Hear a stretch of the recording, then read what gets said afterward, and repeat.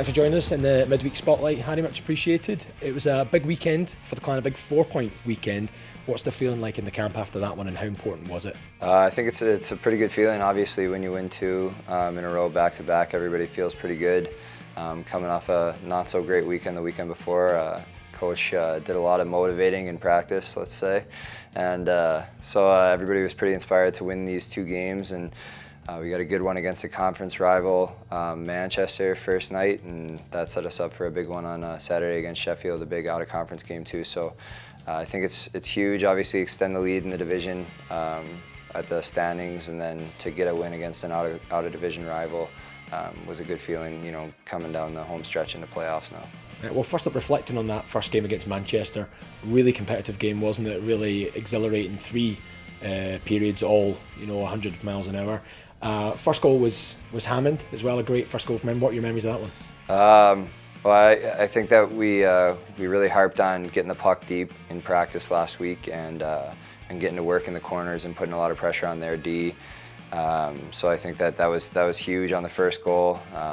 Jordy got down there and won a couple of battles for us, and a 16-year-old going out there and winning a few battles. If that doesn't get you going a bit, then there's something wrong with you. He's working hard and got rewarded with his first point. It was a nice pass to set up Hammy for a nice little nice shot from the lower circle there. So it was a good hard-working goal, kind of goal that we want to score, and it was a good way to start the game for sure. Yeah, great point for Jordan Wester there.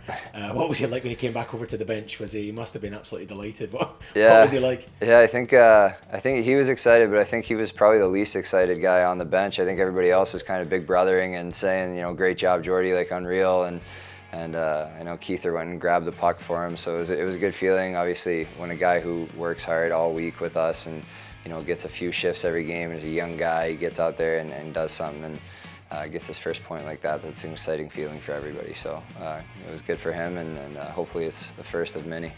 Another big feature of the game was that the fans, certainly the home fans, weren't too happy with was Clemente was struggling with keeping those pipes on the moorings there. It happened both ends of the ice. What was that? Was that quite frustrating from your perspective, or did you get much of a view of it?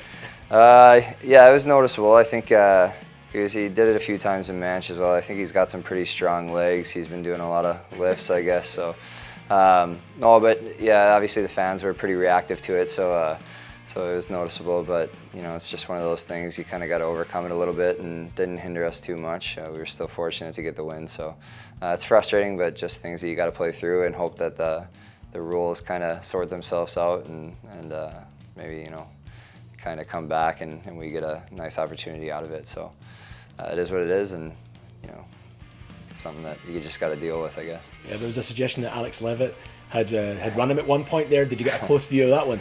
Yeah, well, everybody knows Levy's a pretty tough guy, so yeah, no, I kind of saw the overhead on the highlights, and it didn't really look like he touched him too much to me, but obviously I had a different angle from the bench. It looked like he got a good piece of him, but either way, if you get hit as a goalie and you go down, usually you get a call, so can't fault the guy for trying to put his team up at the advantage, and obviously Levy going harder than that. That's what we want. We want to be a hard-nosed team to play against, so good on him for getting in the dirty area and trying to make something happen.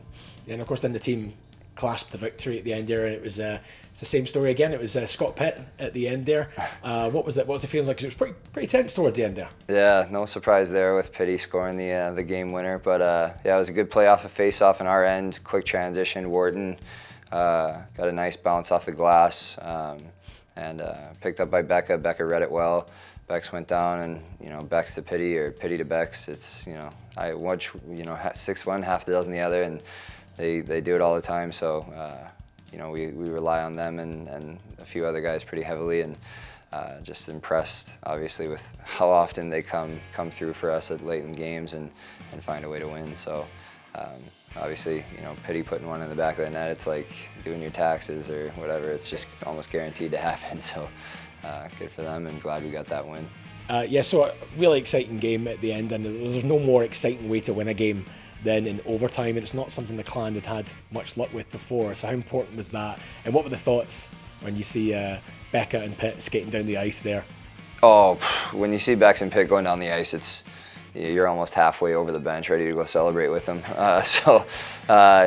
there's nobody else in the league that you really want to have the puck on their stick other than those two going down 2-on-1. But it was obviously, a pretty exhilarating, tight game the whole way through. Obviously, heading into overtime, it was, obviously a nail biter, and we had great support, great road support. It was a good vibe in the arena from both sides.